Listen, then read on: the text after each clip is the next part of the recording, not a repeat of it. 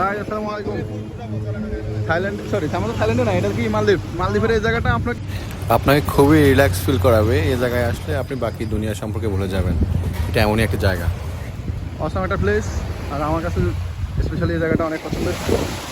আমরা তো আসলে এই মাহফুসে যাওয়ার কথা, বাট মালদ্বীপের এই বীজটা অসাম অসাম একটা প্লেস, অসাম। ভাই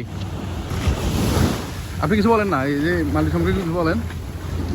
মালদ্বীপ সম্পর্কে যদি বলি তাহলে মালদ্বীপ হচ্ছে পৃথিবীর মধ্যে আমার দেখা এখন পর্যন্ত সবচেয়ে সুন্দর একটা দেশ, কিন্তু মানে দুর্ভাগ্যবশত আমরা এই দেশটাকে সুন্দরভাবে দেখতে পারলাম না সময়ের স্বল্পতার কারণে।